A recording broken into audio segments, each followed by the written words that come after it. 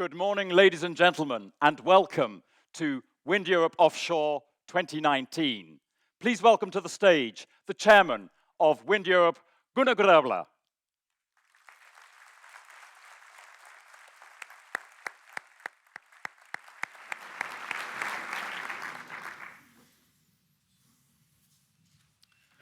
Your Royal Highness, dear ministers, dear delegates, welcome. Welcome to WindEurope Offshore 2019 here in Copenhagen. We're delighted, and I am delighted, to be back here in Denmark, the land of wind and sea, cradle of wind power, and the birthplace of offshore wind. It actually started with Hans Christian Andersen's famous story of the wind, and leads up until today with many groundbreaking innovations that we have seen coming out of Denmark. So wind has long been part of Denmark's heritage. Denmark started building onshore in the 1970s, and in 1991, the first offshore wind farm globally was built here off the coast of Denmark in Vindeby. And, Your Royal Highness, we just talked about, we this year inaugurated Hornsrev 3, which is Scandinavia's largest offshore wind farm off the coast of Denmark in the North Sea. And with you, Your Royal Highness, the Energy Minister, and also the Prime Minister, Mette Frederiksen, it was an impressive lineup that we had there for the inauguration, and it just underlines the importance of offshore wind here in Denmark. And Denmark continues to set the example to the rest of Europe. Wind power is well over 40% of the energy production here in Denmark today, and offshore wind is key to this. But offshore wind can do more. It's uniquely positioned to have power in industrialized, carbon-free, secure, and competitive Europe. The new European Commission under President Ursula von der Leyen is determined to be ambitious on fighting climate crisis. They want Europe to be the first climate-neutral continent by 2050. With this European Green Deal, she sees Europe as a front-runner, an exporter of knowledge, technologies, and best practice. I think this is a truly bold statement, exactly what Europe needs. And offshore wind is set to play a crucial role in this. The International Energy Agency recently said offshore wind will be Europe's #1 source of power generation by the early 40s, and we've seen that in the film just a couple of minutes ago. And in the same light, the European Commission's most ambitious scenario for 2050 forecast 450 gigawatts of offshore wind in European waters. This is 20 times more than what we have today. But is the offshore wind ready to deliver on such ambitious plans? In my view, this is a clear yes. We have the technology, we have the know-how, and we have the people to really sort of make it happen. And we're certainly off to a good start, and I think this lineup also here today in this room and this conference underlines this. Offshore wind is already highly competitive. It's the second cheapest form of electricity production in the northern part of Europe. It's only onshore who is cheaper. But with the further technology development that we foresee already, we see costs continue to come down. So, dear colleagues from onshore, the race is still on. So how do we get there? How do we make it happen? Well, our wind farms are now reaching gigawatt sizes. Just to put that into perspective, that means we're at sizes bigger than nearly all of our coal and gas-fired power plants in Europe today. This year we have launched a 12 megawatt turbine. This one turbine is enough to power 16,000 European homes. Floating offshore is also growing, with the world's second floating offshore wind farm to be opened off the coast of Portugal this year. And we're now looking at how offshore wind power can produce truly green hydrogen to help decarbonize hard-to-abate processes in industry, in heating, and heavy transport. However, in order for us to be successful, we need increased cooperation between European countries on maritime special planning, on offshore and onshore grid build-out, and we need support on hybrid projects consisting of wind farms and interconnectors. But above all, we will need a real and long-term vision from national and EU decision makers to unlock the necessary investments. This vision is especially needed as we meet here in Copenhagen at a time where the wind industry is under unprecedented pressure. Margins are getting tight all across Europe. The supply chain is having a hard time. We have lost more than 38,000 jobs in the wind industry in Germany alone over the last 4 years. And we're at the brink of losing access to global talent and innovative excellence. At the same time, offshore wind and the wind power sector in general is a strategic industry to Europe. Our technology is leading worldwide, and we export equipment worth billions of euros every year. The European Green Deal offers significant expansion potential for offshore wind in Europe. In my view, this is a golden economic opportunity. Offshore wind delivers enormous volumes of cost-competitive green electricity to Europe's consumers. It is a driver for further electrification and decarbonization in other sectors. I mentioned the industry, the heating and transportation. And it means a high number of industrial jobs, highly educated and well-paid all across the continent. Therefore, wind energy must be considered as climate policy, industry policy, and social policy, all at the same time, and that within the framework of a just transition. Offshore wind can be and should be the backbone and the engine of Europe's Green Deal. And this week is about how to make it happen. I wish you all a great conference here in Copenhagen, and thank you for your attention.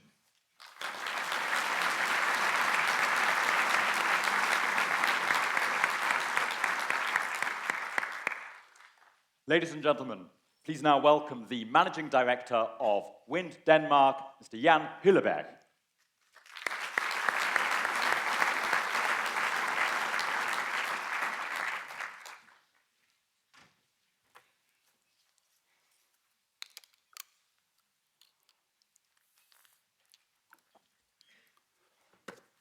Your Royal Highness, dear ministers, dear delegates, dear guests, on behalf of Wind Denmark and the entire Danish wind sector, it's a pleasure for me welcoming you to the home of offshore wind. I'm delighted to welcome you all. This conference and exhibition started right here in Bella Center in 2005 under the name of Copenhagen Offshore Wind. Back then, the Danish market represented 60% of the world's offshore wind capacity, and second to none. Today, the figure has reduced to 10%, in fact, below 10%. And that's a huge success. What do I mean by this? Today, offshore wind is a global industry, and the technology is reliable, cost-effective, and one of the answers to fight climate change.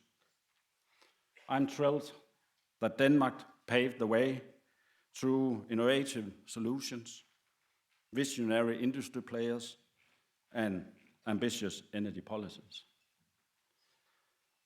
Offshore wind is now available for everybody, and it's on its way to be a global technology. As Gunnar just said, the International Energy Agency documented this recently, and also noting that 150 new offshore wind projects are in active development around the world. It makes me proud that offshore wind was fostered right here in Denmark and partly within these walls. In many ways, Denmark continues to play a leading role in offshore wind. The fact that almost 1 in 4 of the 430 exhibitors waiting just next door are Danish is a testament to the skills and experience as well as the global footprint that characterize the wind sector in Denmark. Because of a solid foundation of local industrial innovation and visionary policies that we created, it gives me hope that by combining forces, we in this room, policymakers, as well as industry players, can join forces and find solutions utilizing offshore wind as a tool to combat climate change. We have the skills, the technology is cost competitive, and the industry is ready to ramp up globally. What's not to like? With these words, I warmly welcome you all to Copenhagen and Denmark. Welcome to the land of hygge. Welcome to the land of exciting TV series, and then, of course, a lot of wind, and especially offshore wind. Let's make these coming days a turning point in paving the way for offshore wind in a sustainable green world. Have a wonderful conference and exhibition. Welcome and thank you.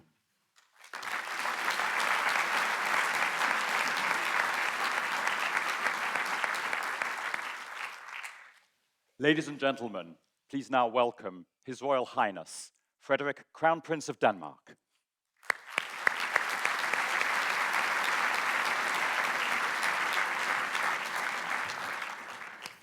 Thank you very much, Chair. Ladies and gentlemen, welcome to Denmark and welcome to Copenhagen is also one of my starting words. Now, for many years, and with great interest, I have followed the development of offshore wind. It is a Danish position of strength brought on by many years of technological advances and smart innovations.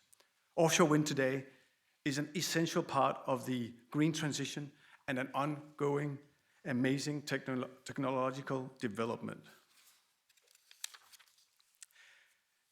In August, I was also part of the team of people from many of them present here today, who had the pleasure of inaugurating Denmark's largest offshore wind farm, namely Horns Rev 3, an incredible sight to see the 49 new turbines, each generating 8.3 megawatt, powering away in harsh winds in the North Sea and increasing Denmark's production of wind energy with approximately 12%.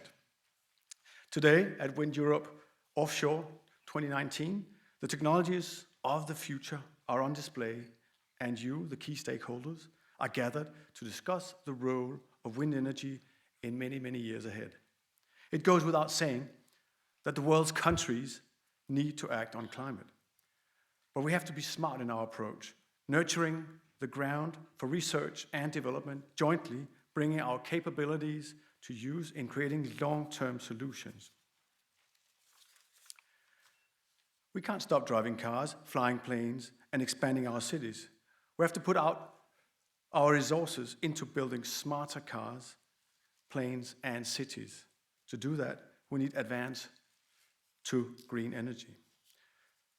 Coming from a country with a practical and engineering mindset, when you see a problem, you solve the problem. This was the case during the energy crisis in the 1970s, where soaring oil prices put consumption on the agenda in Denmark. Ordinary people, farmers, electricians, blacksmiths saw a problem, and they put their capabilities into finding a solution by harvesting the abundant resources of the wind. Maybe not the perfect solution from the start, but they kept going. Fortunately, the spirit has stayed with the wind industry, not only in Denmark, but now all over the world. Offshore wind will play a crucial part in meeting the rising energy demands, not only for generating electricity to light our homes and fuel our digital consumption. Within our industry, you can use your capabilities, your experience, and your power of innovation to bring this even further, and together with other industries, you can help develop the solutions to heat our homes, to fuel our cars, ships, and airplanes with green energy. We need our mobility to create solutions, to inspire each other to work together. We need to reach out across countries and continents. A few years back, offshore wind was mainly a European enterprise. Looking at the audience today, it is clear that offshore wind has now truly become global.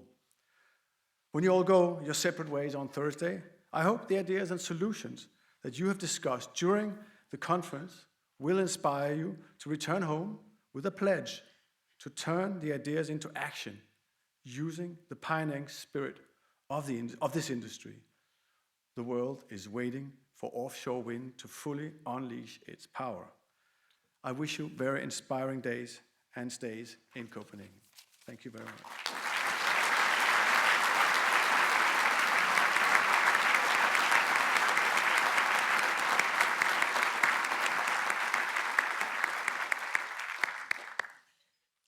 Ladies and gentlemen, please now welcome the Minister of Energy, Climate and Utilities of the Kingdom of Denmark, Mr. Dan Jørgensen.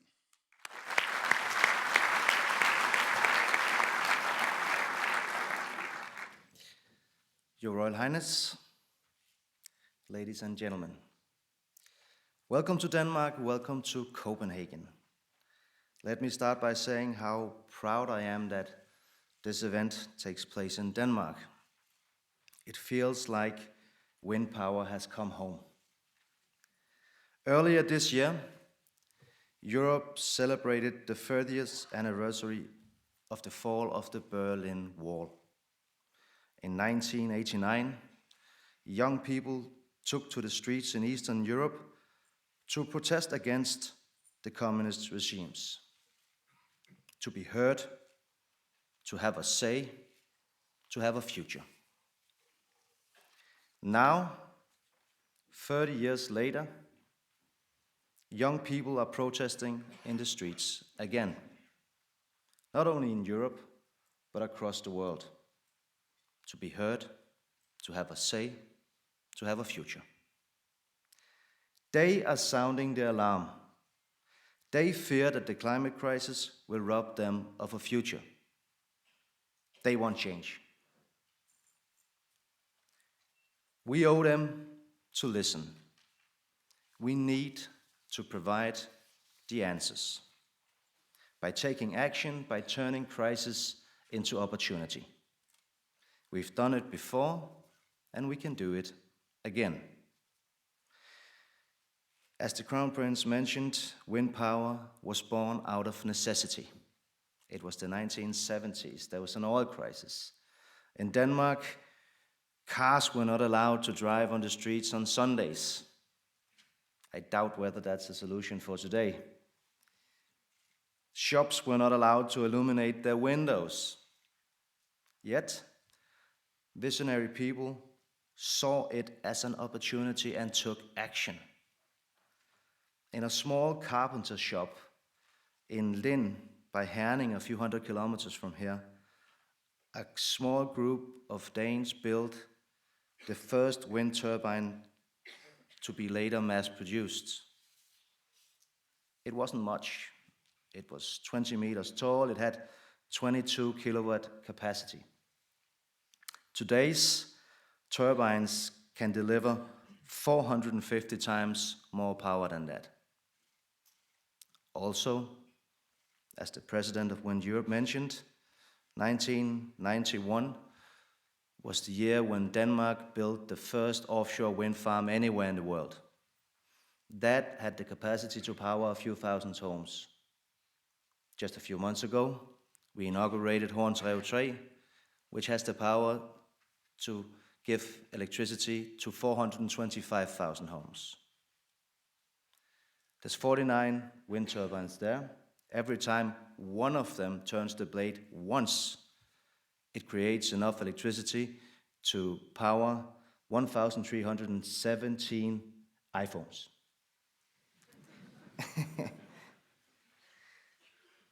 So, we've come a far way, and let me take this opportunity to thank you, the wind industry, for making it possible.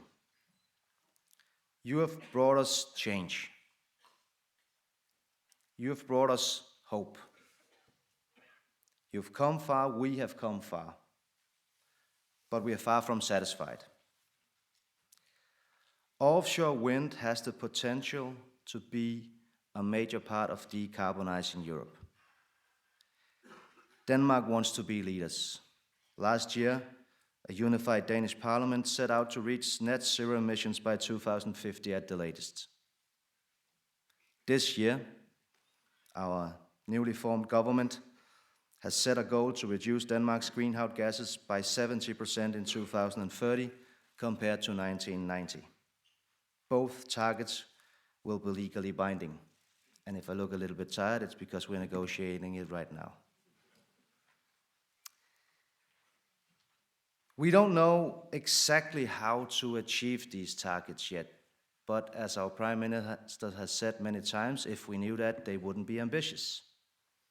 The whole point is to set a target that you don't know how to achieve, so that you will force innovation, so that you will force development, so that the rest of the world will look at you for inspiration.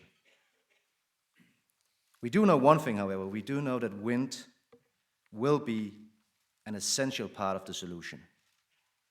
Wind energy from the North Sea alone has the potential to provide electricity to 100 million households in Europe. A recent IEA report concluded that offshore wind has the potential to generate 11 times the world electricity demand. 11 times. To get there, though, we know that we need to challenge some truths. We need to ask some difficult questions. How do we develop the electricity grid needed to integrate all that energy, for instance? How do we make the best use of all that power? Is power to X the solution? Can we use the electricity from wind power to create fuels and displace fossil fuels? Could these power-to-X technologies enable us to use wind power in non-electrified sectors? For heavy transportation, for heating, and for aviation? No one can answer these questions fully today. But by joining forces, I believe that soon we'll be able to. Companies, organizations, and countries, all of us need to work together. But you, the industry, are instrumental in this challenge, in the global fight against climate change. By investing billions of euros into green energy, by offering cutting-edge solutions and technologies, by bringing technology to the markets.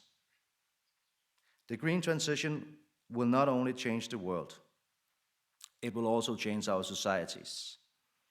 But, and this is important, it must not increase social inequality. The green transition is necessary, but it must also be fair. If it leads to social inequality, it will not only be unfair, it will also undermine its public support. So we need to ensure a fair transition. The wind industry will be instrumental in achieving that. You are proof that it can be done. You've turned abandoned shipyards into wind turbine factories. You've created thousands of new jobs in rural areas.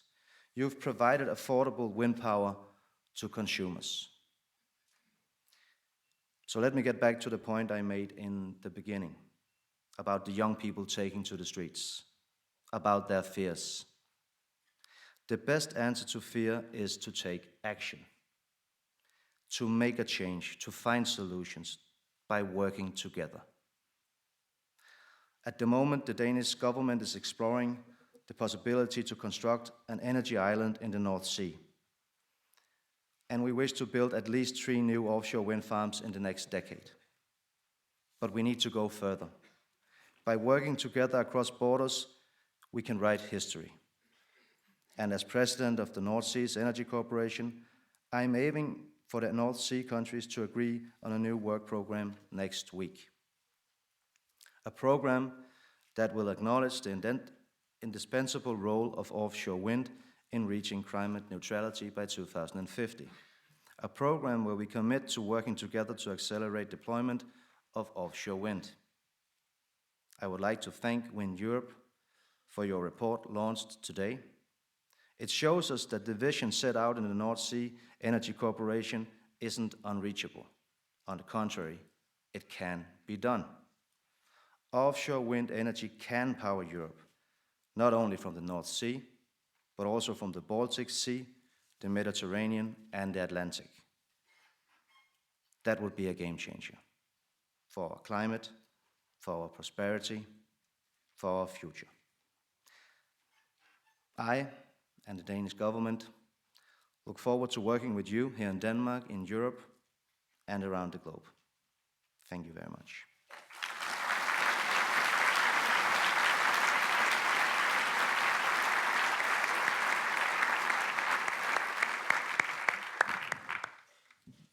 Your Royal Highness, Minister, thank you very much indeed for your inspiring speeches.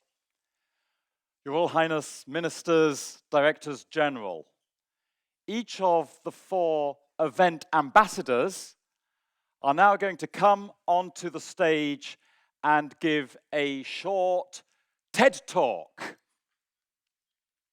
Short.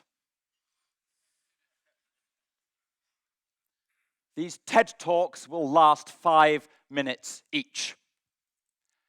As well as working for WindEurope, I have the honor of being a referee in the English Football Association.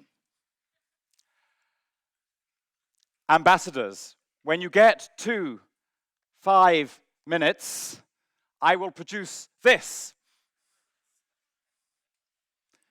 Ambassadors, if and when you exceed 5 minutes, I will produce this. Ladies and gentlemen, let us wish our ambassadors good luck. First up, ladies and gentlemen,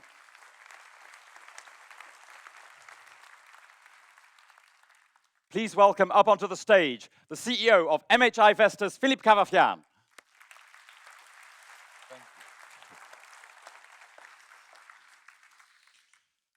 Votre Altesse Royale, Monsieur le Ministre, distinguished guests, I believe we all share in this room the same journey. We go offshore to save our planet. Partir en mer pour sauver la terre. Even in French, it took me a while to get there. If I compare to the pioneers of the wind industry, if I compare to the Kingdom of Denmark, where the seas, the oceans, have always been a domain of conquest, expansion, and prosperity. So I'm going to risk myself with few words in Danish to pay my tribute to the nation hosting our conference today, and to the pioneers of the wind industry, of which I'm happy to see some of them in the room today. Respect for Denmark og dets pionerer.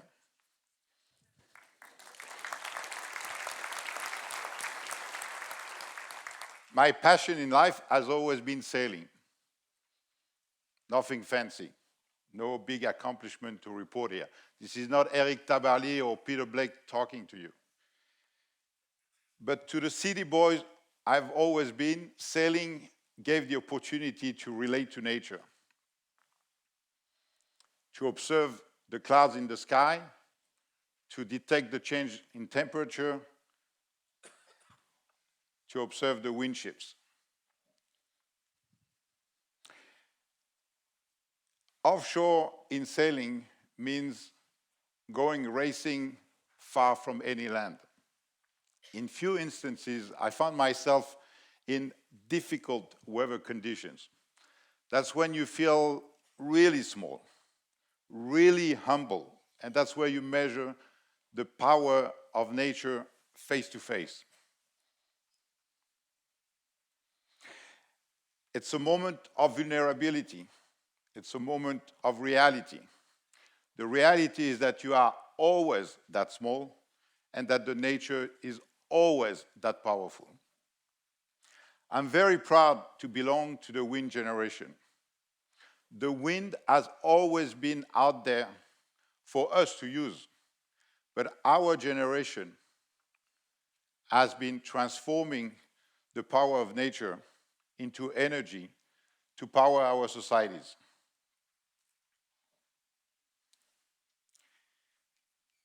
When you read the IEA report, the WindEurope report, the video, it looks like wind energy is about to win the race. It is an essential element of the energy transition. It is at the core of most scenarios towards decarbonization, towards a sustainable future for our planet.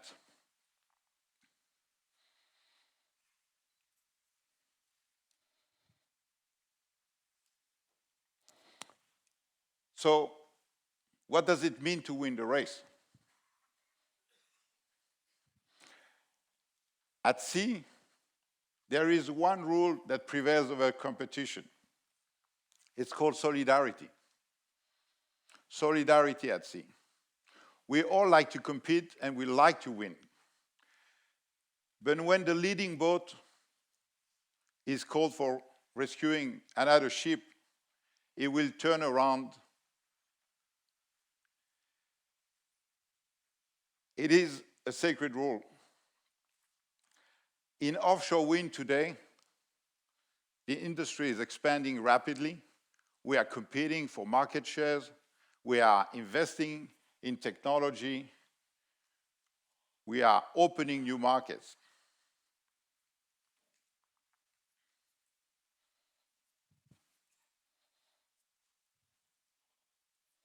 But what does it mean to win?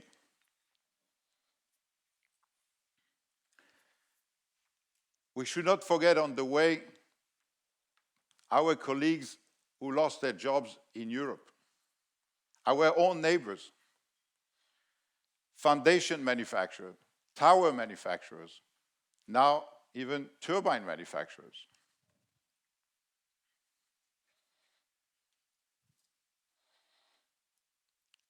Onshore wind is a precedent right in front of us, not an example. Our biggest challenge for our generation is to build a sustainable offshore wind industry. We need to take the lessons from the past, industrial lessons, policy lessons, and we should not repeat the same mistakes. CO2 emissions keep rising in the world. International shipping contribute to the emissions together with air travel as much as a country like Japan, almost as much as a continent like Africa. So who is going to explain to the workers in Europe who just lost their jobs that we need to ship foundations from Middle East, towers from Vietnam, and blades from China? Technology can bring a lot, but we must act responsibly. My fellow European citizen, yes, we can build 450 gigawatts of offshore wind power capacity and become the pillar of European decarbonization. Yes, we can, with the green hydrogen, start fueling trains, trucks, buses, and even the boats to reduce emissions. Yes, we can create thousands of sustainable jobs. Let's go offshore, let's save our planet, and let's keep our industrial jobs in Europe. Thank you.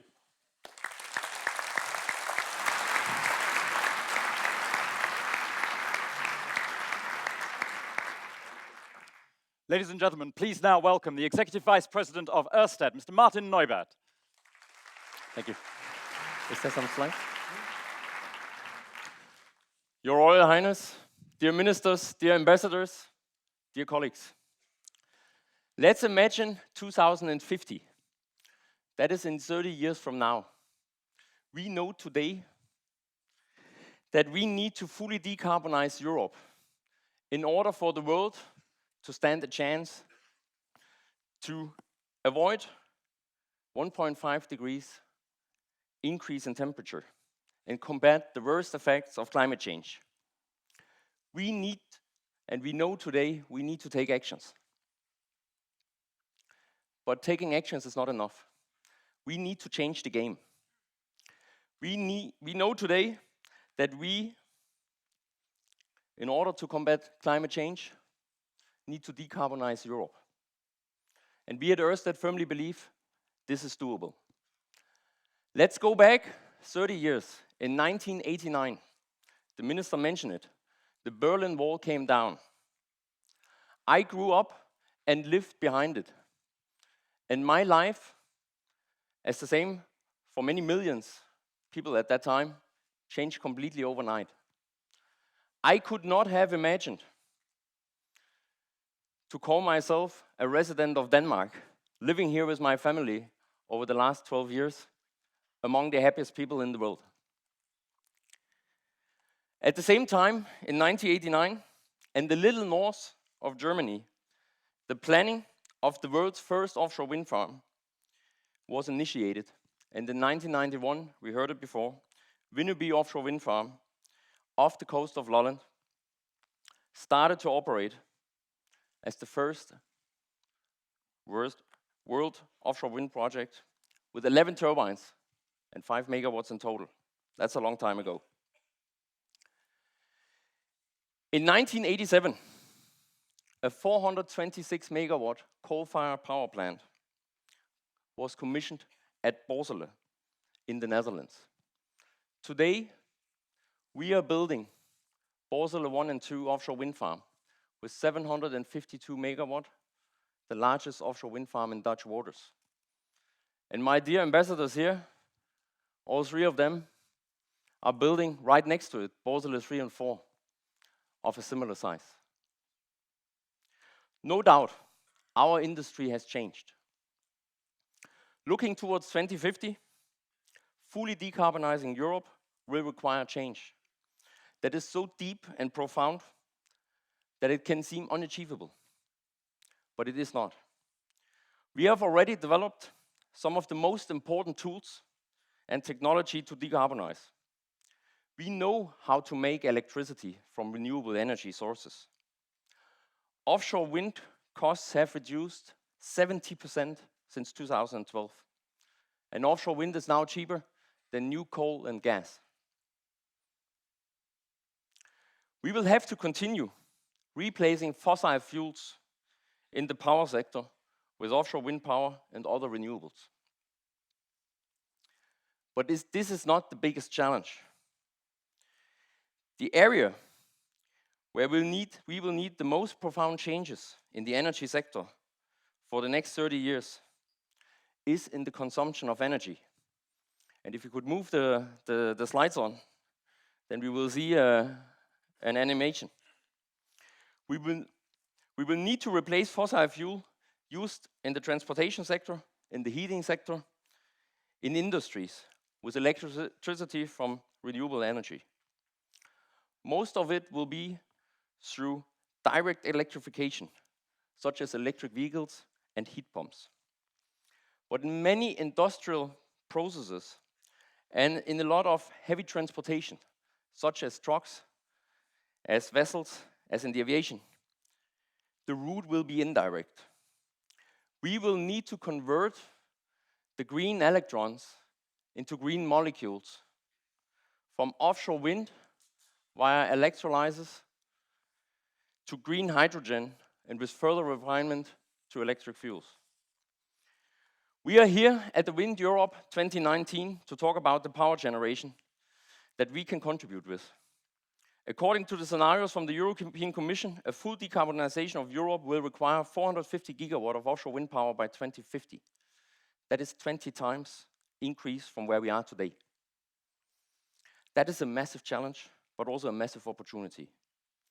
We will need to change the game. We will need to find the space for offshore wind. The space is there. And also, if we are considering to do that in a sustainable and environmentally friendly way, it will not be easy. But one thing needs to be clear. Decarbonization needs to become an objective in its own right in the European maritime spatial planning. We will also need to change the game in the way we develop the grids. We need to massively build and invest in onshore transmission grids. And we will also need to develop offshore transmission grids more smartly, faster, and more cost-effective. Last but not least, we need to change the game in scaling up the industrial supply chain. In order to unlock the necessary private investments, we need clarity and coherence in a continued pipeline towards and beyond 2030.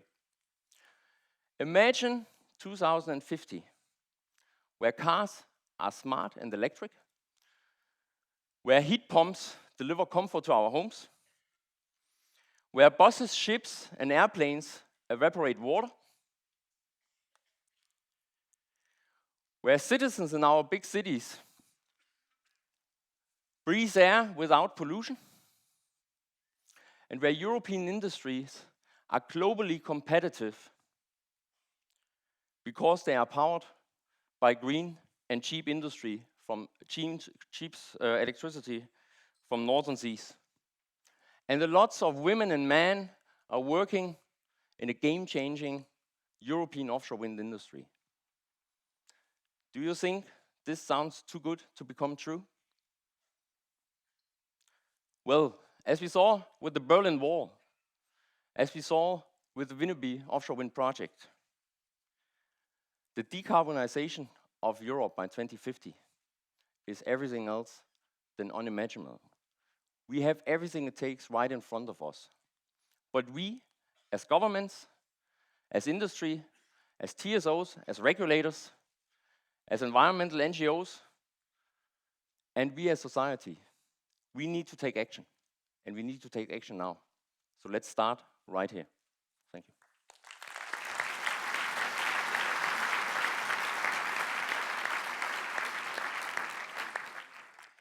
Ladies and gentlemen, please now welcome the Vice President for Wind in Shell New Energies, Doreen Bosman. Thank you, Giles. Thank you. Your Royal Highness, ladies and gentlemen, let me start with a question that I often get asked. So why is Shell new to offshore wind? What are you entering offshore wind for? And to be honest, I can understand that, right? We have a long heritage in oil and gas. As a geophysicist, I've worked for 20 years in offshore oil and gas. However, Shell was the first international oil company that entered offshore wind 20 years ago. Together with Gunnar, we have a 50% share in North Sea Wind, which was the first commercial-scale offshore wind farm in the Netherlands that started producing in 2007. Now, as the market changed around us, our portfolio has adapted, we've paused, we've restarted in recent years, and our portfolio right now is around 5 gigawatts. It includes, indeed, the Borssele project that is installing foundations as we speak, but also leases under development and new demonstration technologies. We developed this portfolio with a lot of partners, a diverse group, because we believe in bringing strengths together from many places.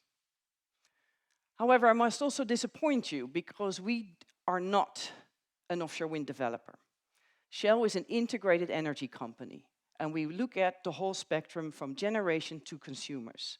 We combine our activities in power trading desks that we have around the world. We build up B2B and consumer power businesses alongside our assets that we have in solar, wind, but also biofuels and hydrogen. We believe that the energy transition really needs a consumer pool, and that's what we work towards. So why then offshore wind? I think we saw a lot of projections here already this morning, and we think there's 3 key things that will help offshore wind. It's cost, pace, and skill. We all know costs have come down. They've come down faster than anybody expected. And it's really that cost that have allowed us to progress this. We can now deliver large amounts of energy for 50 euros per megawatt or less. That includes grid connection and is indeed cheaper than many alternatives. The pace of development and construction has really increased. It is now time, however, to increase the investment in the infrastructure, to continue that pace of development and to deliver those growth projections that Giles put up the screen. And so therefore scale is important. Yes, we might only need 3% of the North Seas to install our ambitious targets. However, we must also realize that the current users, whether it's communities or species that depend on the North Seas for their businesses and their livelihoods, will not simply move over to accommodate space for offshore wind. So we need to collaborate. We need to understand each other's issues. We need to jointly work to alternatives and accommodate each other's needs. And I think to drive this cost, pace, and scale, that together, whether we're developers, regulators, TSOs, the supply chain, NGOs, or consumers, we all need to collectively work together. And I think jointly we can deliver these new energy solutions that the European consumers demand. We can, we have to. But I believe there's a fourth element that's critical for the success of offshore wind, and I haven't heard it being talked about a lot lately, and that's called safety. In 2018, offshore wind experienced 256 high potential incidents. These are incidents that have the potential to cause a fatality or a life-changing injury. And only luck stood between something worse to happen. 256 incidents, in my mind, are 256 too many. Because there's no acceptable number of people that we can allow to go home or not to go home at all because they're injured. In oil and gas, we've experienced this the hard way. We've learned lessons the hard way. It took tragedies like Piper Alpha to kickstart our industry, to kickstart and do something about safety. 43 years on, oil and gas now has a total recordable incident rate of 0.9 in a million hours worked. Offshore wind stands at 5 times that average, at 4.55. Now consider a few other numbers. In 2018, collectively in offshore wind, we worked 25 million hours. Over the years, 20 years, we've installed 20 gigawatts, and we now want to grow to 450 gigawatts. So how many million hours worked will that take?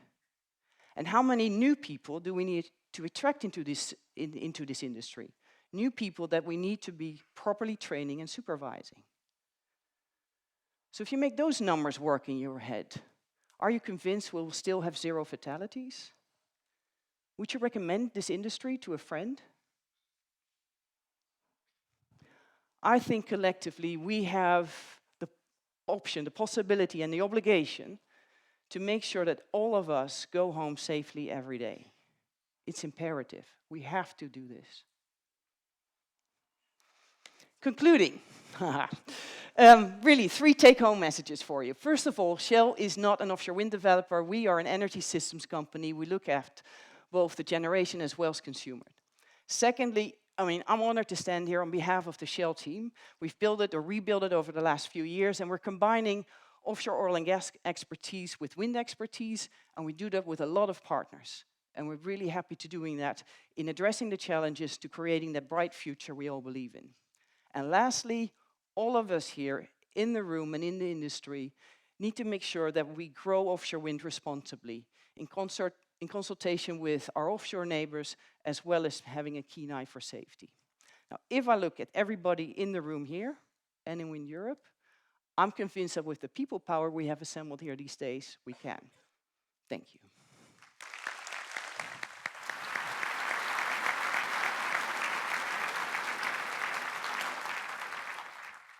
Ladies and gentlemen, please now welcome up onto the stage the CEO of Van Oord, Mr. Peter Van Oord.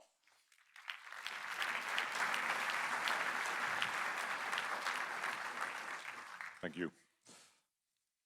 Your Royal Highness, dear guests. Van Oord is a Dutch family-owned company. When we celebrated last year our 150th years anniversary.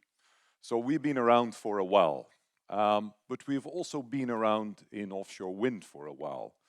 We have been active in offshore wind for about 20 years, so we could call ourselves a first-time mover.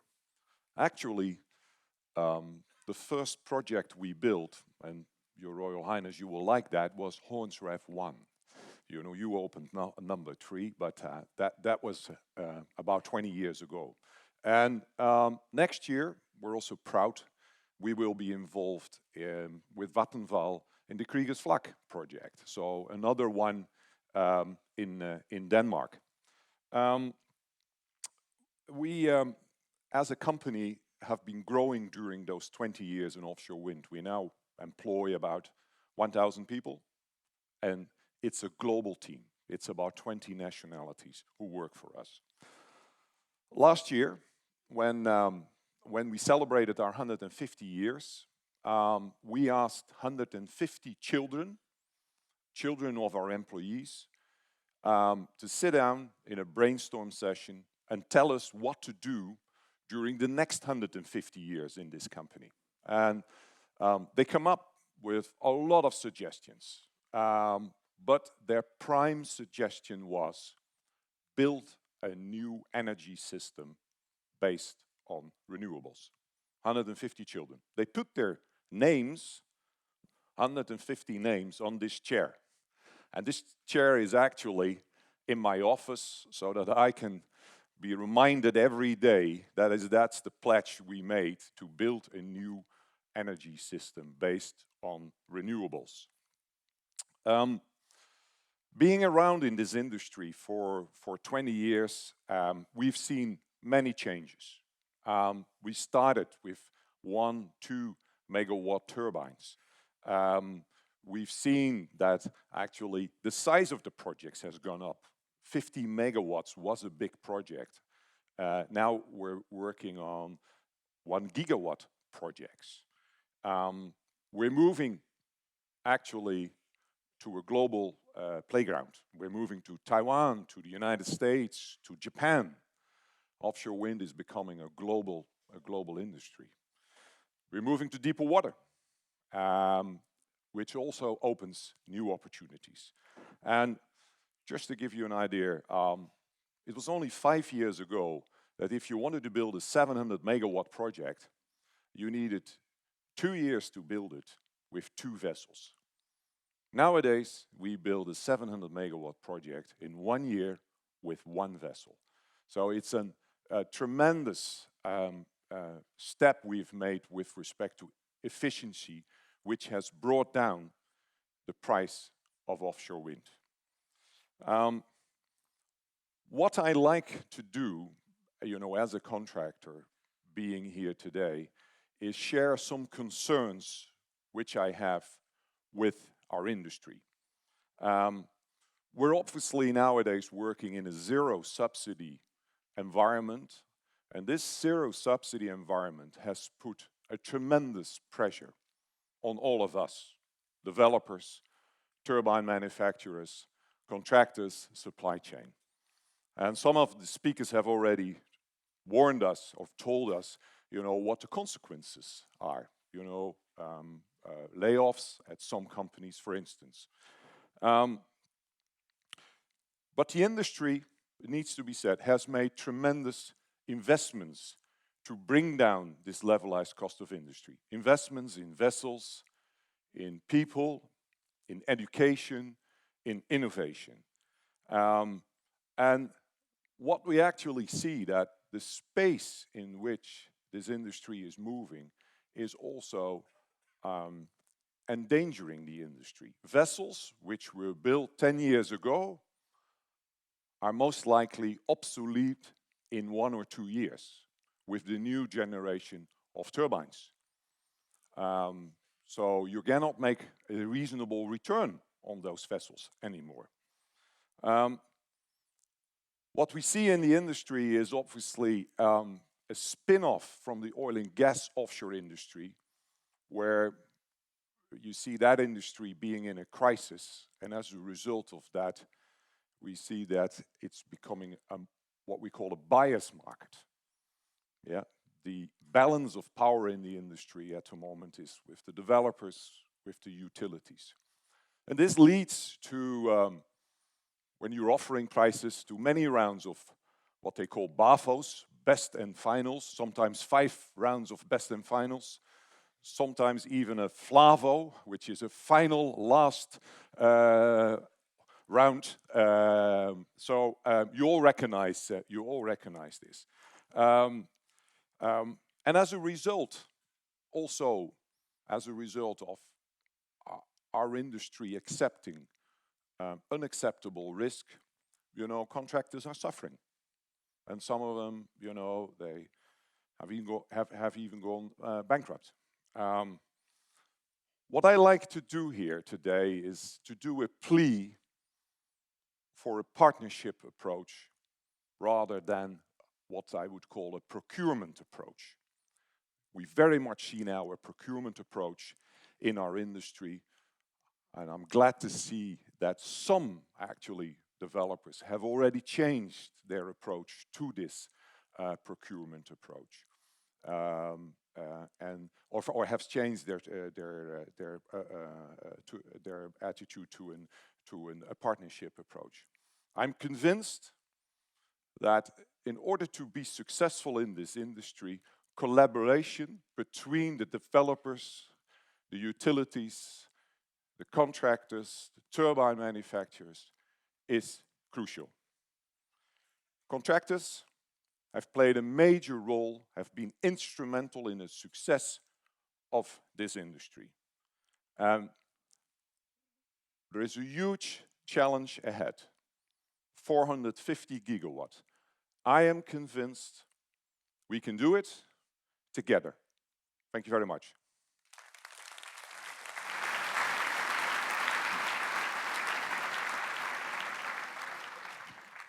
So we have heard from industry. Now let us hear from governments across Europe. Please welcome to the stage first the Director General for Energy in the European Commission, Dieter Juhl-Jørgensen.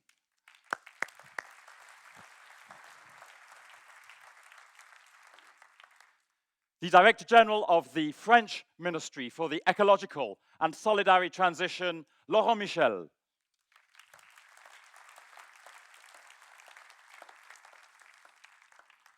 The Minister of Energy of Lithuania, Žygimantas Vaičiūnas.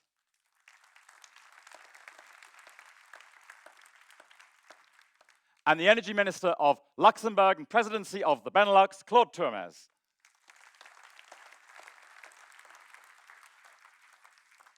The event ambassadors could rejoin the stage as well, please. Thank you. Do please take seats.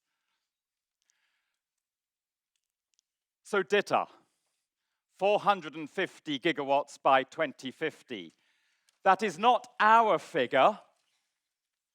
It is your figure. It came from the European Commission. Please tell us more about it and the vision of the new incoming European Commission for the Green Deal for Europe.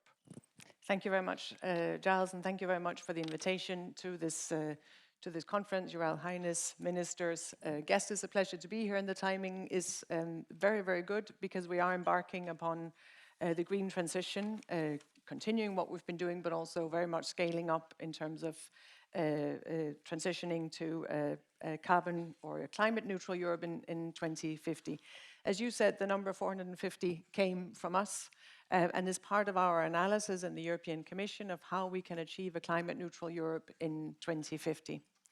As you referred to and as previous speakers, I referred to the Commission, the incoming Commission, or the President-elect Ursula von der Leyen has set out her ambitions for a Green Deal for Europe that will turn Europe into the first climate neutral continent by 2050, starting by increasing the targets for greenhouse gas reductions for 2030 and taking a number of steps to get there. This is the Green Deal. It is a very high level of ambition, so it's going to take all of us working together, and it's going to take the integration of all policies in particular. And energy policy is, of course, central in that energy production and consumption represents 75% of our greenhouse gas emissions in Europe. And that cannot be done without renewable energy. The scale that is needed cannot be done without offshore wind. It also cannot be done without energy efficiency, and I think it is extremely important that any conversation we have about decarbonization and greening, we keep building energy efficiency into our conversation and into our policy as well. We start from a good place. Over the last 5 years, the European Union, the 28 member states, have adopted, and together with the European Parliament, have adopted a series of regulatory frameworks, initiatives and measures, the Clean Energy for All package, the Renewable Energy Directive, the Energy Governance Regulation, and a number of other measures. And so we have a good foundation for embarking or engaging in this avenue towards a green transition and a climate neutral Europe. So first of all, we have to make sure that we implement what we have. That's primarily with member states and the national energy and climate plans, which will be sent in by the end of the year and which we'll be working together to implement. Now, when it's called a Green Deal, it's because it's meant to be a deal. In any good deal, there's something for everyone, and the deal should be for all. As others have said, it's important to make sure that there's a just transition. It's important to work closely with citizens. What we see, including in relation to offshore, but also onshore wind, is questions of public acceptance. And so we need to make sure that we have an open discussion, better information, and work with citizens and consumers as well as producers. We need to work locally, we need to work with cities, municipalities, and of course we need to work regionally, because the best results, or the only way to reach results in offshore wind is by regional cooperation and working together across borders. A deal that is for all also means that it has to be balanced. It has to balance the very ambitious sustainability targets with competitiveness and cost effectiveness. We have to make sure that it makes sense also for our economy and for our societies. And we have to make sure that we stay energy secure, that we diversify. And of course, renewable energy is one way of diversifying our energy sourcing. In order to achieve the targets and in order to put forward the Green Deal, the European Commission will be putting forward a number of initiatives, starting with the Green Deal itself, hopefully early in the new mandate, when the new Commission has been voted by the European Parliament this week, as well as other initiatives for just transition, a climate law, but also a number of initiatives in the energy sector. If I could point to 3 elements that I think will be extremely important for all of us in the coming 5 years, but all the way to 2050, is that we need to invest, we need to innovate, and we need to integrate. We need to invest because it will require both significant power generation facilities. We need to invest because it will require better grids when we further electrify the economy. We will need to invest because we need to combine sectors and combine sources of energy. We need to invest because we need to innovate. So we need to make sure that we have sufficient spending for research and innovation, including in the European Common Budget and Horizon Europe, which is the common framework for research and innovation in the European Union. And then we need to integrate sectors. We need to make sure that the electricity that is created by offshore wind can be converted to fuel, to other sources of energy, to hydrogen. We need to make sure that our different industry sectors can work together and integrate so as to be most energy efficient and make best use of the energy that offshore and other renewable sources will create. I am very worried about that yellow card of yours, so I will stop my points here. But of course, I'm happy to come back and answer further questions, including on the specific elements that we are working on as part of the Green Deal. Thank you.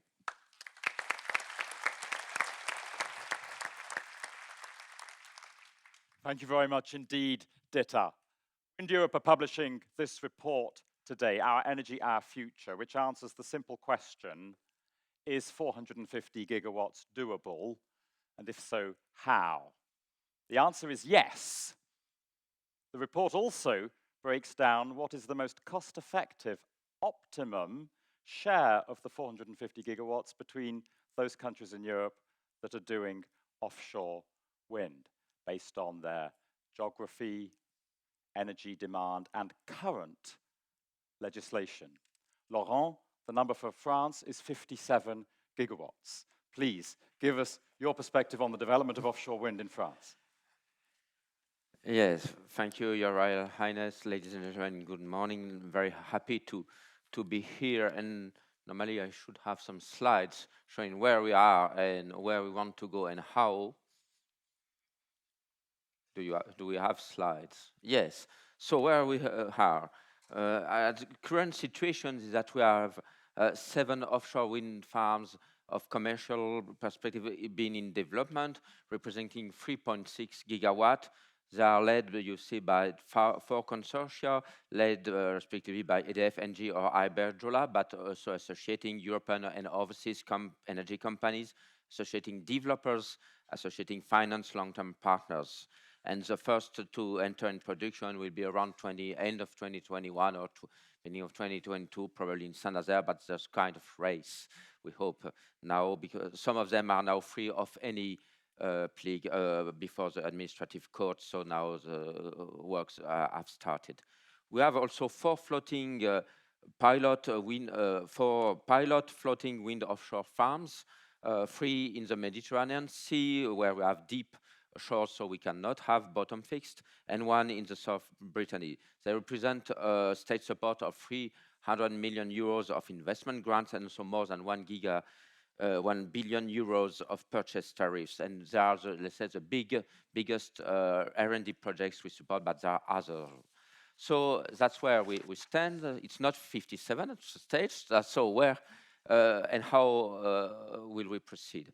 In the Energy and Climate Law of November 2019, which was recently published, we have reaffirmed the necessity of having a diversified decarbonized electricity mix with 40% of renewable sources by 2030 in electricity. And especially regarding offshore wind, the Parliament voted that by 2024, each year we will award 1 gigawatt of new capacity. And the goals and the calendar schedule of call for tenders will be included in the what we call multi-annual energy plan, which is a part of the National Integrated Energy Climate Plan we have to deliver to the Commission. And you'll see, and we'll just say some words. We have in this plan for 10 years, first awarded the call of tenders for Dunkirk, northern part of France, nearly 600 megawatt at a price of 44 euros per megawatt hour, which is a very interesting price and also have been, let's say, positively considered by our decision makers. And we'll have a schedule for the coming years. We have started a public debate in the channel for a farm of 1 gigawatt. We hope that be less, under 65 euros per megawatt hour, perhaps much under. And afterwards, we'll have three floating farms, 1 in Brittany. We are also launching next year the public debate, and 2 in the Mediterranean Sea of 250 megawatt. Afterwards, this is the first draft, but we will renovate this draft. The final plan is currently being discussed between our minister and the Prime Minister. The target would be 1 gigawatt per year. Probably we'll have 1 bottom fixed additional farm in the year 2021-2022 in the Atlantic Ocean. It's in the empty zone, but probably we'll have 1. And after 2023, we'll have, let's say, around 1 gigawatt per year, combining bottom fixed or floating upon availability of space and prices. So you can be sure that until 2022, it's already decided, and the empty zones, and after 2023, it will be a little more than what is said. This is the first draft, which is public. The last draft will be elaborated until the end of this year, submitted to public consultation, and then published beginning of next year, and also including the National Energy Climate Plan to be sent to the Commission. This is where, in the first year, it will not make 57 and in 5 years, but it will be, let's say, 1 gigawatt per year additional. And we hope that this enables to show the way to a more and more competitive industry. And so how After many reflections and process simplification started with stakeholders and especially the wind industry, also regarding Nordic experience, is the North Sea Exchange Forum. We have issued several decrees and laws. The last one was a general law regarding trust in society in August of last year. And now we have the process goes this way. We do after some technical studies, we do public consultation to select an area for offshore wind farms before the call for tenders. We make that now before. Afterward, it was made too late, let's say now.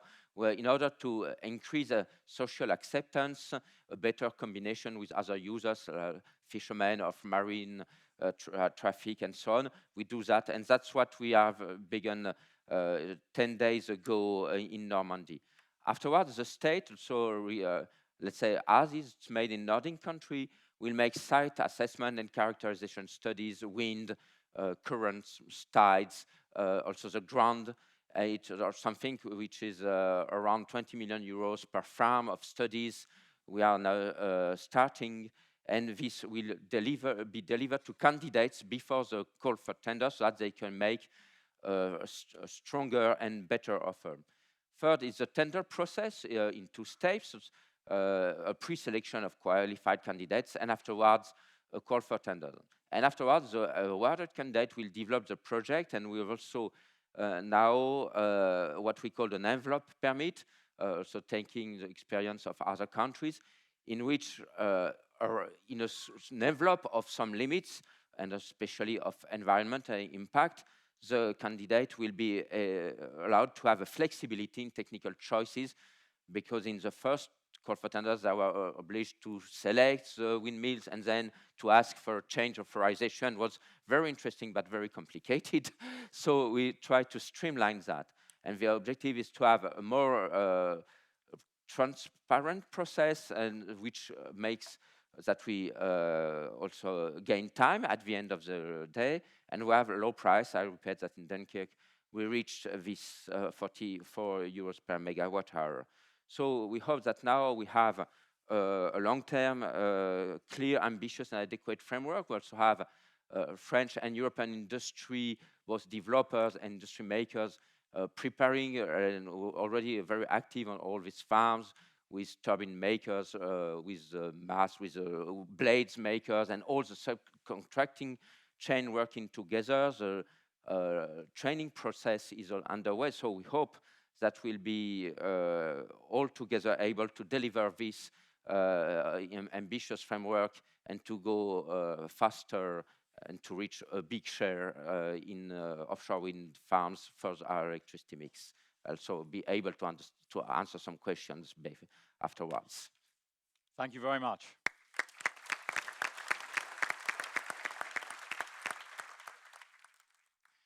Žygimantas, our report says 4 gigawatts for Lithuania.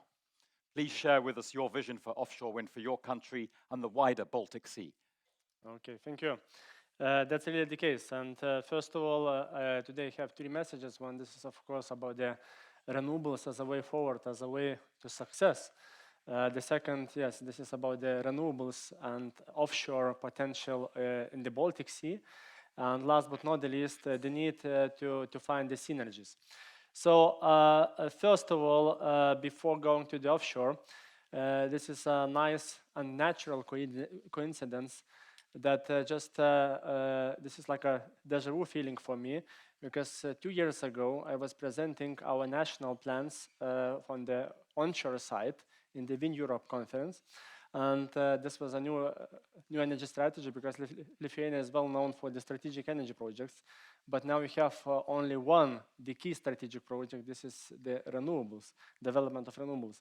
At that time, we were presenting the plans, and today we will have the first result of the test tender, so-called for the onshore wind and for the other technologies as well. So this is of course a good timing to say it here, because sometimes it's better for the good news being outside of the national country. This is the case, and today we will publish the result of this tender, and we see that this was really a successful tender. meaning that it will be triple capacity concerning the quota. So this is of course for us to think about to expand the quota. So this is our subscribing what we have planned, and also looking further, we have very clear plans towards the future. So the schedule for the tenders is already agreed and confirmed by the government from this year till 2022. So that's about the onshore, but also now I'm moving towards offshore, and I believe that also we can talk about the next tenders after 2 years for the offshore wind development, at least for Lithuania. Of course, better is to have a regional one. This is the cost efficient, but sometimes, of course, we have to be not the hostages of the regional planning. So we have to take the concrete actions on the national level, but also to think about the synergies on the regional one. So talking about the offshore potential in our region, these are the calculations after the BEMIP, Baltic Energy Market Interconnection Plan study, talking about the offshore potential in our region. So we see in 2050, 33 gigawatts potential, but now we have to recalculate. But because according to the WindEurope scenarios, 450, now it equals to 83 gigawatts. So this is quite a huge potential in the Baltic Sea. And this is really the case that on Lithuania side, we see at least 3.4 gigawatts potential, which could be really made in a cost-effective manner. So this is one in the areas being in all the Baltic Sea region as the most cost-effective area for the development of the offshore. And here, of course, this is really realistic. And why it is realistic? Because we already included offshore wind in our National Energy and Climate Plan, meaning that the first step will be at least till 2030. So till 2030, we are planning to have at least 700 megawatts capacity. And this is, of course, I'm jumping to the third message. This is the question about finding the synergies while developing this offshore potential. And I'm happy to say that, yes, this is the synergy between the strategic energy projects like the security of supply projects and also development of renewables. I'm referring to the Baltic states synchronization with the continental European networks. And really, we are thankful for the European Commission for all the support for this project. And one of the key elements for this synchronization project is interconnection between Lithuania and Poland undersea cable, so-called Harmony Link. This is, of course, not coincidence, because this is the harmony between the security of supply and harmony with the development of renewables. So, and this is really the practical way how we are moving forward. Of course, we discussed this project like four years ago as a conceptual, but now this is going practically. It means that now we are now on the planning stage, but this cable will be 700 megawatts capacity. So this is the reason, and this is the idea that we can do in parallel while planning and while connecting, while just building this interconnection. We can save time and we can save money. So this is the idea that while implementing Harmony Link for the security of supply, for the synchronization of our networks, at the same time, this is a potential to save time and to save energy just to connect the offshore. Of course, this will be a different financing, but I'm just talking about the planning and all the works together. So also looking forward to the big potential in Poland. We have also seen this, that about 10 gigawatts potential in Poland, and of course with the new government and the establishment of the new ministry responsible for the climate, I see and I hope that it will be a new impetus also for our regional cooperation. So this is a good news. This is a good news for the offshore wind development, and that's the way how we can find these synergies. So I do hope that these projects could be implemented successfully, And in 2030, we will have this first step of 700 megawatts offshore wind capacity.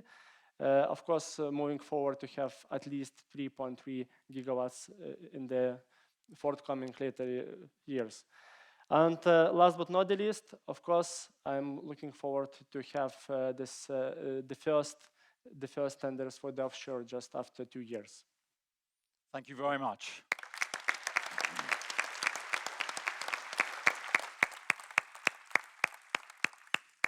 Claude, our report doesn't have a figure for Luxembourg. But it does. Why did you invite me?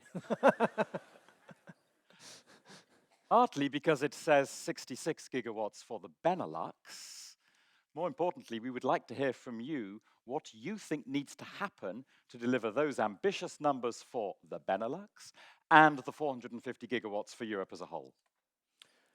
So first, let me thank the attendance of the Royal Highness. I have a Grand Duke who is very attached to the planet, to humanity, so it's great to see blue blood joining the green fight, so that's great. Thank you for that.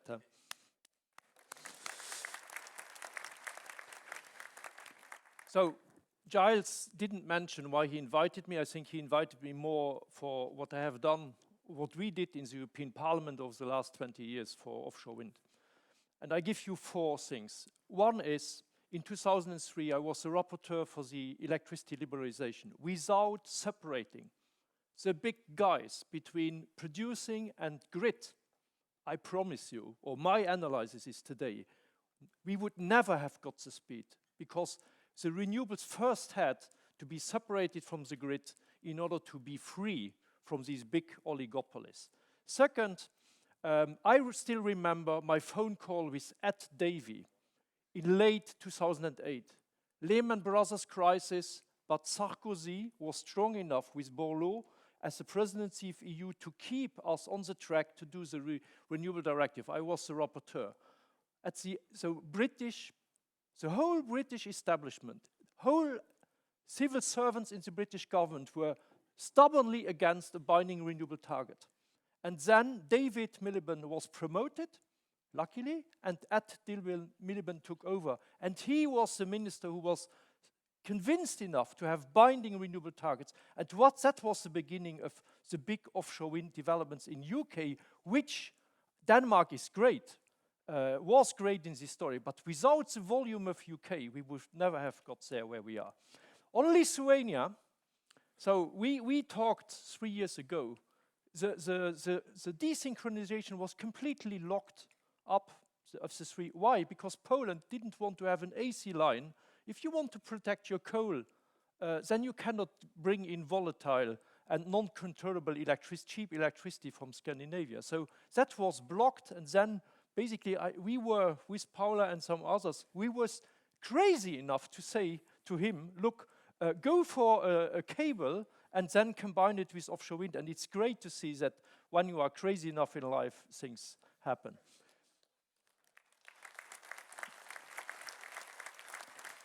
And the last thing is, I'm still really also proud, the last thing I did in the European Parliament was the governance regulation. So I'm suffering now as a minister to implement it. And my colleagues don't understand the 119 questions I have to deliver in the report, but I'm proud of it because it's such a tough regulation that every member state now has to be really serious about climate change. So that's probably why you invited me. So I have 0 meter of course, but still I will convince you at the end of my speech, it will only take 3 more minutes, that Luxembourg is a superpower when it comes to offshore wind. So what do we need now? We need to be big and fast. We have, and what is great with Greta and the young people, they have broken a wall, the wall of inertia in society. Now we have, I have engaged in this climate change battle late 80s. I never felt such a broad societal movement for it. It was an expert discussion. Sometimes we had political majorities. We never had the real societal majorities. Now we have them. So it's now to move big. So what do we need? Political will. So target pledging in the 2030, but also for 2050. And the great news, I think, is with Ditte, we have a committed person in the center of the energy policy at the basically strategizing with the EU Commission, and we have a commissioner from Estonia. We have an environmental commissioner from Lithuania, so who is also doing maritime. So the Baltic Sea can replicate now, I think, as a political priority, what we have done on the North Seas. And then one plea is, please, those countries who have offshore wind, open your tenders for the landlocked countries. Open it for me, and you can say, okay, Luxembourg is, but open it for Czech Republic and Slovak. Why do you think that they are stubbornly in the old world? Because they have a less competitive edge on their solar and wind. So you have to open your national tenders for the landlocked countries so that they get also access to what will be the cheapest energy, which I think will be offshore wind. So stable support schemes, and I'm really pleased that Mr. Van Orden has put this on the table. I have followed this story from the very beginning on. So you can overstretch cost reduction. And I think some countries with their today tendering schemes are overstretching it.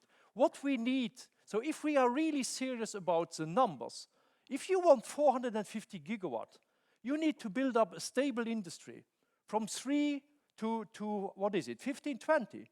You cannot do this if you squeeze out the last blood drop of this industry. So I'm much more a fan of the British contracts for difference, where you have a stable vision which delivers, I think, an economic optimum, because all the other systems will bring a lot of risks. And have you ever met a banker who doesn't price the risk? So you may bring more stress on the suppliers and the developers, but the projects will not get cheaper, because the financial world, with the volatility of the market price, the volatility of the CO2 price, will price in the risk. And so we need a carbon floor price, and rapidly, and it's really sad that Germany is blocking this decision. And secondly, I think we can a bit hedge the risk by long-term renewable PPAs, and I'm working with European Investment Bank in Luxembourg. I have ArcelorMittal in Luxembourg. I have Vodafone training team in Luxembourg to get a de-risking instrument for the long-term PPAs. And very important, when Commission will revise its guidelines on support for environment, so the state aid guidelines, we need to make sure that contracts for difference are allowed in future. If not, it will bring a lot of instability. So then quickly, maritime spatial planning. So we have to go to seabed, so beyond national planning, and then grid planning. The dangerous thing today is that the European grid companies, the TSOs, and their federation in Europe, ENTSO-E, has not modeled the end game of 450 gigawatt. They have recently done a study with the gas industry, and they come up with hardly 200 and something gigawatt. That is not good enough. So we need to push them now, I think, as member states, as EU Commission, as industry. The grid operators in Europe need now to do a study on 450 gigawatt. Why? Because I need to know where we need the cables. And I need to know where I have to put green hydrogen electrolyzers, because they make most sense there where I can't transport the huge volumes to the demand centers. So it's imperative that ENTSO-E moves. Floating is the next big show, and I'm so pleased that France is taking the lead, but I think we should also bring some money to the table, and maybe Luxembourg can also contribute a bit to that. And then I would say, last thing, Giles, you are such a great, in a positive sense, lobbyist over the last years. But what I'm still missing is, why haven't you taken a selfie with Greta? So you are wondering where your next people are. I tell you, one selfie with Greta, and you will get overflooded by young people who want to work for industry. Thank you very much.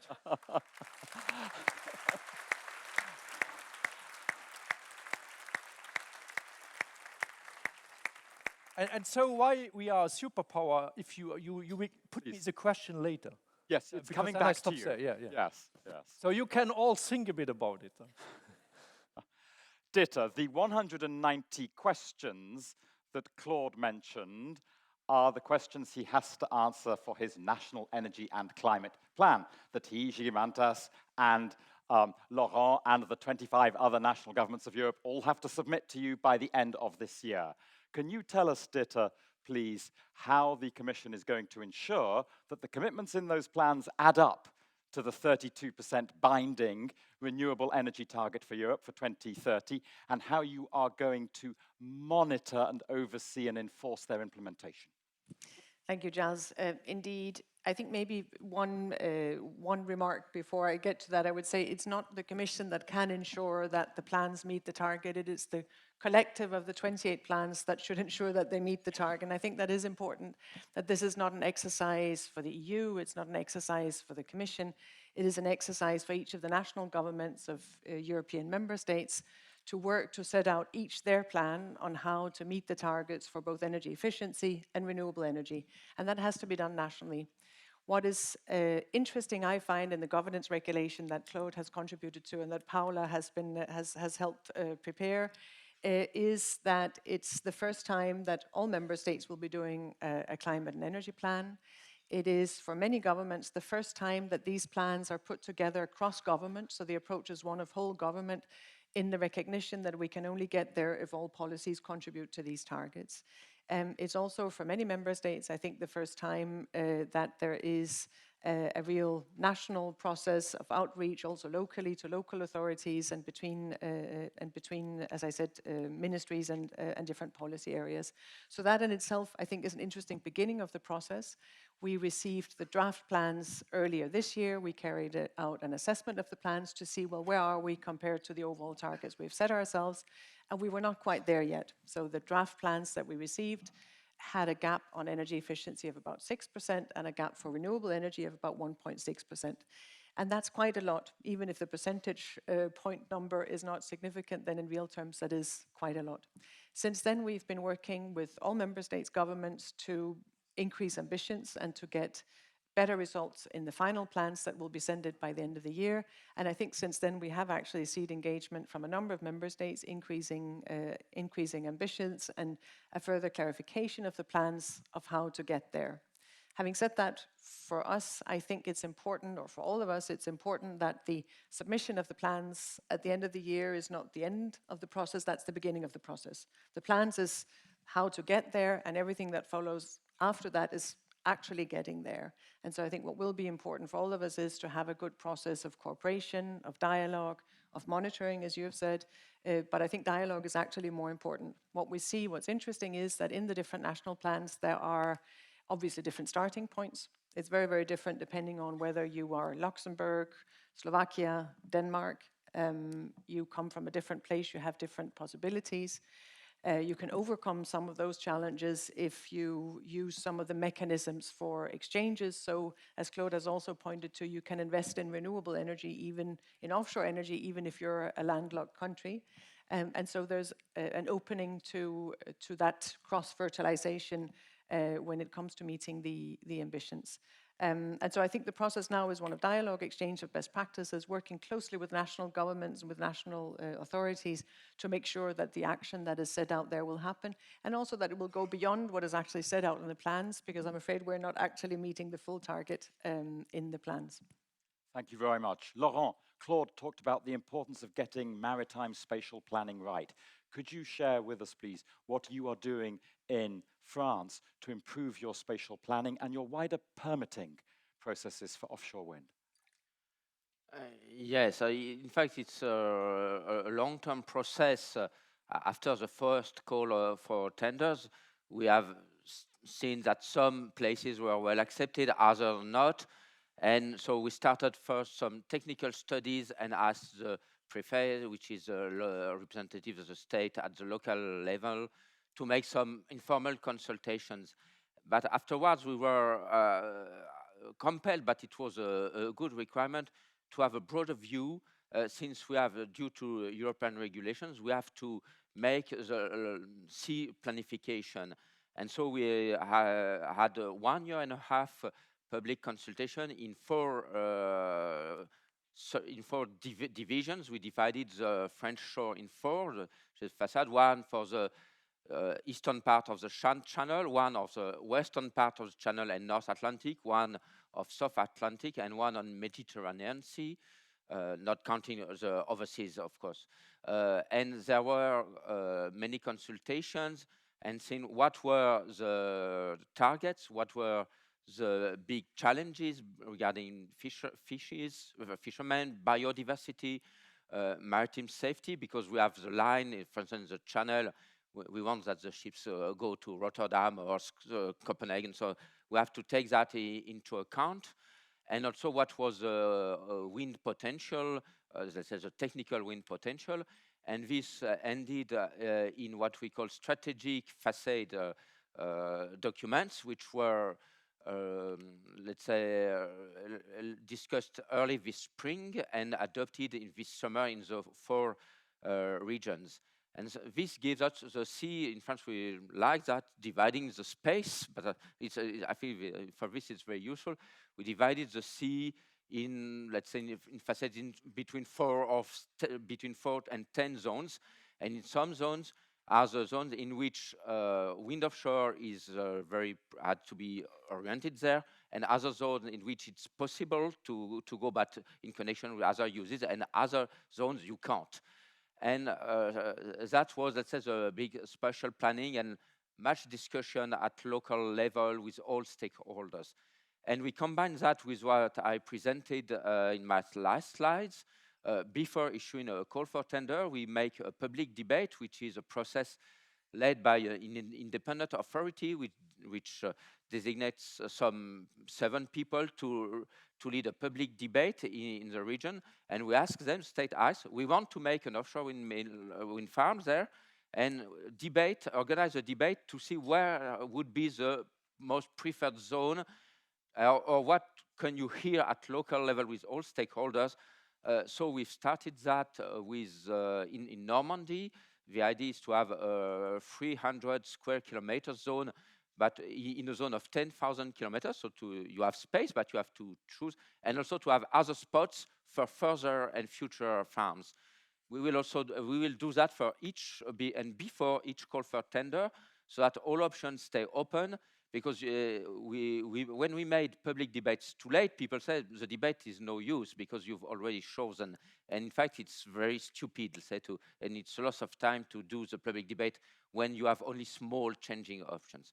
And afterward, we define the zone, and that's why the idea is to have afterwards, say, for instance, at the end of spring, to have our more precise zone so that we can send the ships to make all the studies and then to deliver the studies to the candidates. Afterwards, well, the cost for tenders, but the story is not ended there, because, of course, after when a candidate is chosen, he has to ask for environmental permits, and it was the second part of your question. Of course, also with consultation, and because you have to define that precisely, what you do, the distance to the shore precisely. Sometimes 1 kilometer more can change many things. So it's very important to discuss. And we've, using a previous law, we've issued some text that allows the prefect to deliver the envelope permit. You ask, when you're the candidate, the chosen candidate, you say, I want to make that in kind of envelope, how this kind of windmills, let's say 80, for instance, with approximately this height and so on, and you make the impact assessment study regarding fishes, marine animals like dolphins or birds, and you need to have a precise studies. And when you afterwards you define your compensating measures and so on, and as long as you stay in the framework of impact and compensating measures you have asked for, you can make your project move in this framework, which can allow you to change. Oh, I had chosen a Siemens wind farm, windmill, and I want a Gamesa, I want a Vestas, or vice versa. You can change. You're not locked in your choice when you've asked for the permit, which was the case before, and it was always a little complicated to authorize a change of wind farms. But I say also in this perspective, of course, in the permitting phase and development phase, so public consultation and discussion with stakeholders remains still very important. You have not solved all the problem with the first public debate. So it's kind of process, you start large and you refine it. You can stop sometimes, or you can derive and say, I go there. And we hope that, and we think that the deeper and the sooner is the debate at the beginning, the more time and you save. You save also lawyers, and you can save time, of course. But unfortunately, there are some people who don't like wind farms, so you can't save all lawyers. Thank you very much. Gigimantas, Claude, your two countries signed an agreement under EU law 2 years ago, whereby, in simple terms, Luxembourg transfers budget to Lithuania to build renewables, and Luxembourg counts that towards your own 2020 renewables targets. Do you plan to do more deals like that? And then afterwards, Dieter, if you could tell us, please, how the Commission intends to encourage and facilitate cross-border cooperation between countries towards the 2030 targets. Yes, thank you for the question. This is really the case that 2 years ago, in 2017, we signed this agreement to transfer the statistics.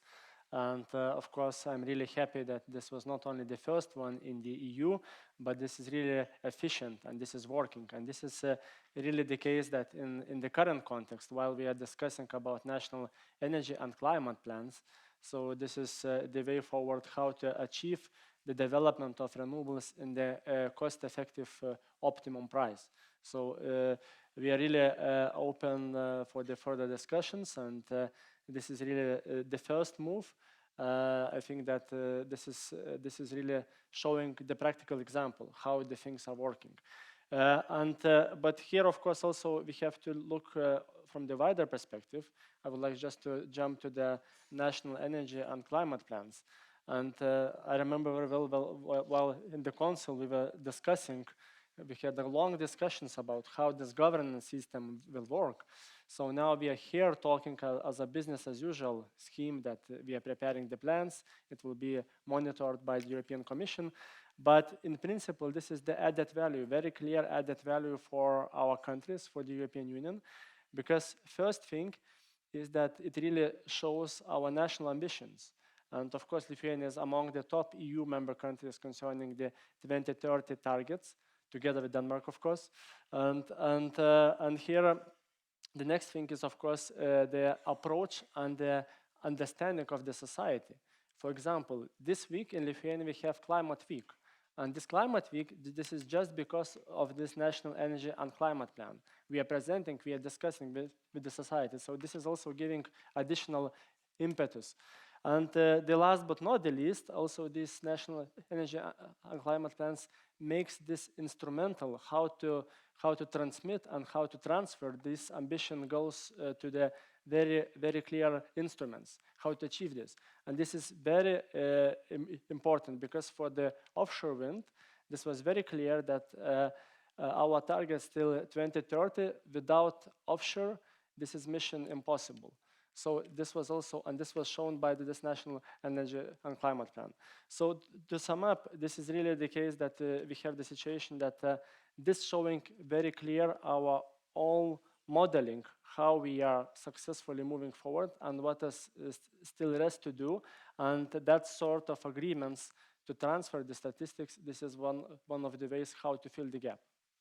Thank you. Dieter. Claude, do you wish to add anything on this? I'm coming back to you, don't worry. Okay, then I shut up for the moment. Dieter. Yes, thank you. Briefly, I think there are three aspects to the cross-border cooperation. One is within regions, a second is between neighbouring countries, and a third is beyond neighbours, as the Lithuanian-Luxembourg example shows. Now, within regions, we've got different regional corporations. We've got North Seas, there's the Baltic cooperation. which are extremely useful setups to facilitate cooperation and to ensure that investments, innovation, planning in different parts of Europe work out, and we are, of course, supporting that and contributing to that. But of course, the main point is that that regional planning cannot take place in Brussels. I'm not in my office best placed to tell the Baltic region exactly what works out. That requires national planning and it requires regional cooperation. The second point is between neighbours, and the reason I mention that is that if we want to achieve our targets, and we do, we need to make sure that we have an energy union, an internal energy market, and we need to make sure we have interconnectors and free flow of electricity across borders, because electricity is not always necessarily needed exactly where it's produced, and so that movement of energy is extremely important for our functioning and for the decarbonisation. The third point is that between countries that are not necessarily close to each other, but which can still benefit from complementary interests, where we have now a regulatory framework to make that happen, to allow for statistical transfers, but also we're also planning an initiative to frame the possibility to finance renewable energy projects in other member states, which should be coming out in the coming months. But there, I think the example speaks for itself rather than my talk about the legislation. Thank you very much. Event ambassadors, in one sentence each, your top policy ask of the 4 government representatives. Doreen. Thanks, Giles. For me, as I said before, I think this market will switch and needs to switch from a push of cheap electricity to a consumer pull. So what can the European Commission do and regulators do to make sure that that pull from consumers comes into play? Because that will make the market sustainable in my mind. Peter. I would say our concern is probably we know what the ambitions are in 30 years. But if we look at the short term, it seems that things go extremely slow. When we proposed to build an island in 2028 at IJmuiden-Ver, the feedback from our government was we cannot get approvals in 10 years' time to build an island. We need more time. We have 30 years left. We're too slow. Philippe. 3 ambitions from Europe. Ambitious interconnection grid plan, a floor carbon price, at least at the borders of Europe for import, and an ambitious plan for hydrogen. Martin. Let's work hand in hand in partnership. Don't be afraid of making significant changes and make sure you pick the brain of the industry because we have done it for 20 years. We know how to develop, how to build, own and operate. And just to mention an example, Denmark is a good example of listening to the industry. Denmark for the next offshore wind tender, and I want to mention it, is including the transmission. So it's offshore generation, offshore transmission in one tender. And it is under a CFD. Claude talked about it before. So I think Denmark is a good example of listening to the industry and learning from past experience. Claude, final word to you. So I think the pull for consumers can only happen if we get a carbon floor price. The big political error is to try to get a carbon floor price at EU level. You will have too many, especially Eastern European countries, who will veto it. So the game changer is to have a group of like-minded, and that can be the pentalateral, so Benelux, France, Germany, to move ahead. Of these 5 or 6, there's only one country blocking this, that's Germany. Germany is dead against, at this time, the German today government is dead against a carbon floor price, and it preferred to hand over billions to RWE and other companies to shut down coal versus doing a carbon floor price. So, okay, that is something which they have decided. We have to see. But I think I'm ready, and I'm doing this every day with the French, with Belgium, with Netherlands to push. The carbon floor price will create a real market. As long as the carbon floor price is not there, there will be no market push. And the second thing which can help a bit, but let's not exaggerate it, the important is long-term PPAs. So Google, Microsoft, ArcelorMittal, the Vodafone. So, and what we need to get now, and I know that there's some people from the European Investment Bank here, I have triggered discussions with them to say, look, we need probably a de-risking instrument. So to buy out some of the risk, because I'm told that it's easy to find somebody for 5 or 7 years to buy your electricity, but it's difficult to get 15 years, and that's probably what the 4 of you need to go into it. But let's be honest. I always say saving the world is not the hobby of some mueslis, and it's also not the hobbies of some committed companies. It is the biggest political challenge of this generation. So I really believe in political instruments, and therefore I think it's contracts for difference is what will make the big volumes and which will create certainty in the market. And therefore we need contracts for difference allowed in the next state aid guidelines. Look, then green hydrogen, I think it's up in the air. It's very important now to say it is green hydrogen. We had with your company, Shell, now a heroic 3 years debate. Shell wants to have, you know that we have in Luxembourg the biggest fueling stations in the world, Air de Berchem and Air de Capelle. Shell is one of the concessionaries. Shell, we wanted, or together we wanted to have a hydrogen, but Shell wanted a grey hydrogen. So hydrogen from gas reforming. And we said, no way. We will only get the deal if you get green hydrogen. So it's very important now at EU level and at, I would say, Europe to fight at world level. If you create fuzzy definitions, you should not be wondered that investors don't understand where the show goes. So it's about green hydrogen. And the other thing what we discussed between energy ministers, the discussion was, should we try to have the oil market or the gas market trading in euro? And you had a lot of people who you were in the discussion, you remember. I said to them at the end, I don't believe a second that markets which have been formatted 30, 40, 50, 60 years ago in dollar, that really move to euro. But I tell you, there is one emerging market now, which is the world green hydrogen market.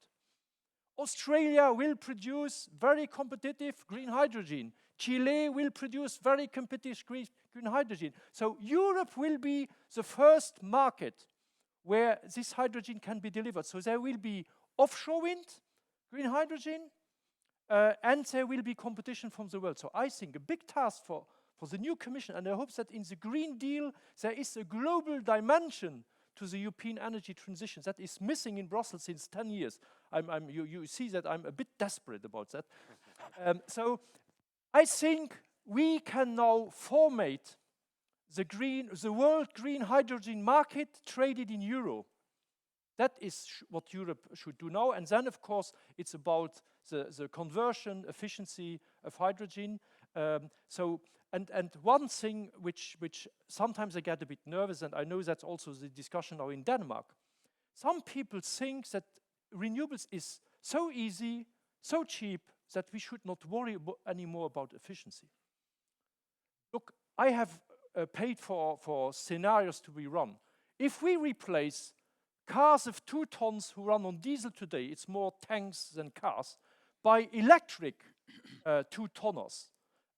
If you don't isolate your housing and you just put a heat pump into, the electricity consumption will go to levels where you can never get quickly to 100% renewable. So it's efficiency first. In my national plan, I have a 40 to 44% efficiency gain or raise in the next 10 years. So it's efficiency first, and then I like your statement, which is allons à la mer pour sauvant la terre. So let's go to the sea to save the planet. And you still owe me 30 seconds to explain you why Luxembourg is a superpower in offshore wind. 30. 30. So why are we a superpower in Luxembourg has a committed minister, you will agree. Huh? Second, we have the Null and Demi. So we have in Luxembourg, because we have an attractive register for shipping, we have the biggest, those who build the big projects. And I have in Luxembourg those who will buy the green PPA, so ArcelorMittal, Vodafone. Where is the biggest investment bank in the world?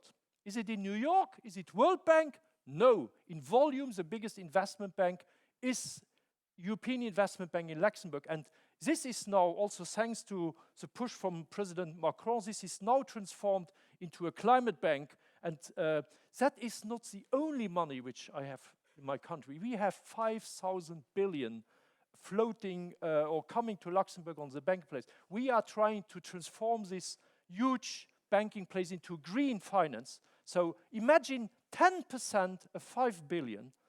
So that would be exactly the money which we need, that you guys do not need to worry about where the money comes from. Zolang je beter wens.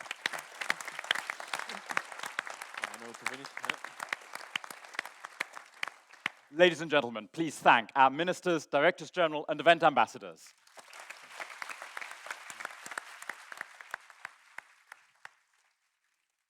That concludes our opening session. At 11:15 in this room, the chairman of WindEurope, Gunnar Gröbler, will present the WindEurope report, How We Deliver 450 Gigawatts. Be here at 11:15. Thank you very much.